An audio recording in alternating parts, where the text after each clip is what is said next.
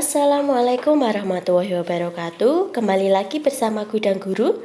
Di sini kita akan membahas soal-soal P3K sebagai persiapan kita nanti ya. Langsung saja. Nomor 1, Anda menemukan artikel di internet yang bisa membantu pekerjaan. Bagaimana sikap Anda? A. Memberitahu saat rapat. B. Menerapkan dalam pekerjaan. C. Memberitahu rekan kerja yang mau tahu saja. D. Memberitahu rekan kerja sekantor. E. Memberitahu rekan-rekan yang dekat saja. Jawabannya apa? Ya, memberitahu saat rapat. Nomor 2, kepuasan jangka panjang yang dapat terpenuhi dengan memperhatikan hal-hal berikut ini. Kecuali. Di sini kata kuncinya kepuasan jangka panjang ya. A. Mudah mendapatkan produk dan kualitas produk. B. Diskon dan layanan purna jual. C. Mudah mendapatkan produk dan kualitas produk.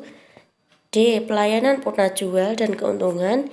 E. Kualitas produk dan kemudahan mendapatkan produk. Di sini bisa kita lihat kepuasan jangka panjang yang dapat terpenuhi dengan memperhatikan hal berikut kecuali diskon dan pelayanan purna jual. Biasanya barang-barang diskon itu untuk jangka panjangnya kurang bagus ya, mungkin dia ada reject ataupun yang lainnya. Dan purna jualnya juga untuk jangka panjang itu belum tentu bagus. Kita lanjutkan ya. Nomor 3, jika Anda mempunyai jadwal setelah pulang kerja untuk merayakan ulang tahun orang tua, tetapi atasan Anda mengajak untuk dinas keluar kota, apa yang Anda pilih? A. Menolak secara halus dan izin jika tidak bisa karena tidak ada janji. B. Ikut atasan dinas keluar kota. C. Ikut dinas tapi izin ke atasan untuk pulang cepat karena sudah janji dengan orang tua.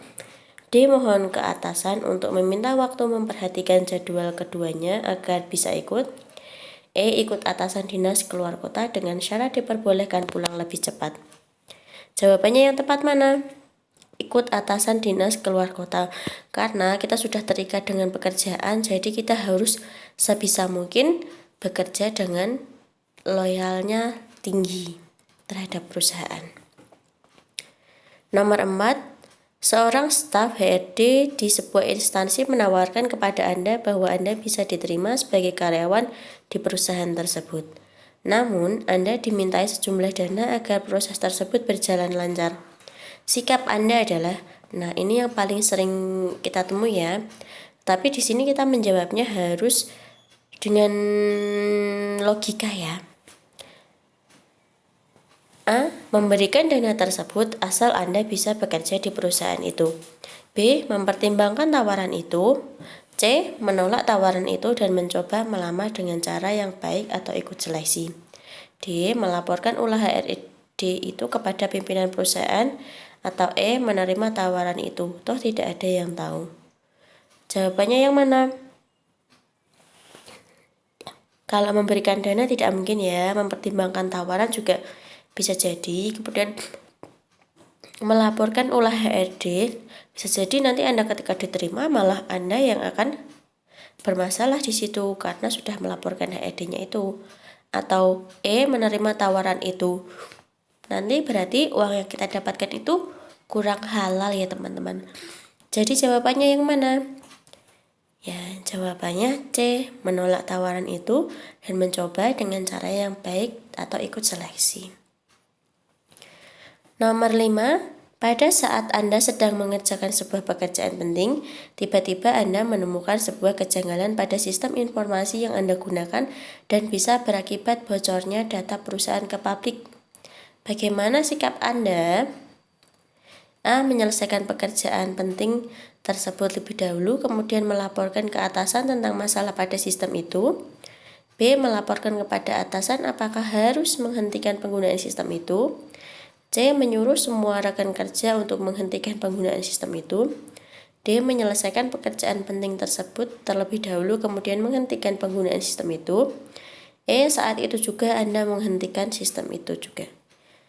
Jawabannya apa? Kalau ada masalah, kita jangan menyelesaikan dulu. Nanti kalau pekerjaannya sudah selesai, ternyata sistemnya itu kurang bagus dan berakibat bocor, nanti sia-sia pekerjaan yang kita kerjakan. Jadi langkahnya adalah melaporkan ke atasan dulu, bagaimana sistemnya tersebut, masih bisa kita gunakan atau tidak. Nanti biarkan atasan yang memutuskan, kemudian kita melanjutkan pekerjaan kita lagi. Karena yang bertanggung jawab penuh itu adalah atasan, jadi kita bertanggung jawab terhadap atasan. Jadi apapun nanti keputusannya yang kita ambil harus sepengetahuan atasan. Nomor 6, kemampuan yang harus dimiliki oleh manajemen tingkat menengah adalah: A. Kemampuan teknis melebihi lower management. B. Konseptual melebihi lower management dan menekankan pada keterampilan manusiawi. C. Kemampuan personalia teknis dan konseptual di bawah lower management. D. Konseptual melebihi top management. E. Teknis melebihi lower management dan top management dan tidak ada keterampilan manusiawi. Nah, sekarang kita lanjut nomor 7 ya. Sikap kepemimpinan dalam organisasi yang baik kecuali: A. Karismatis, B. Mengayomi, C. Menghargai orang lain, D. Tenang atau E. Menggebu-gebu.